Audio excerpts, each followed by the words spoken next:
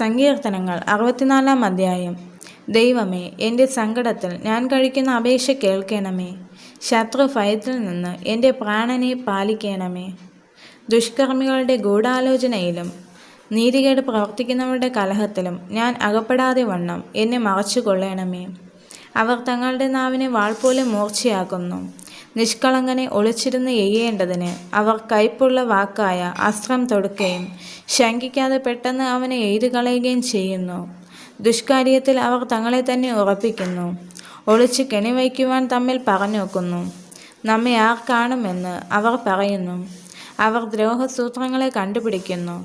നമുക്ക് ഒരു സൂക്ഷ്മസൂത്രം സാധിച്ചുപോയി എന്ന് പറയുന്നു. ഓരോരുത്തൻ്റെ അന്തരംഗവും ഹൃദയവും അഗാധം തന്നെ. എന്നാൽ ദൈവം അവരെ എയ്യും. അമ്പുകൊണ്ട് അവർ പെട്ടെന്ന് മുറിവേൽക്കും. അങ്ങനെ സ്വന്തം നാവ് അവർക്ക് വിരോധമായിരിക്കയാൽ അവർ ഇടറി വീഴുവാൻ ഇടയാകും. അവരെ കാണുന്നവരൊക്കെയും തലകുലുക്കുന്നു. അങ്ങനെ സകല മനുഷ്യരും ഭയപ്പെട്ട് ദൈവത്തിൻ്റെ പ്രവൃത്തിയെ പ്രസ്താവിക്കും. അവൻ്റെ പ്രവൃത്തിയെ അവർ ചിന്തിക്കും. നീതിമാൻ യഹോവയിൽ ആനന്ദിച്ച് അവനെ ശരണമാക്കും. ഹൃദയപരമാർത്ഥികൾ എല്ലാവരും പുകഴും.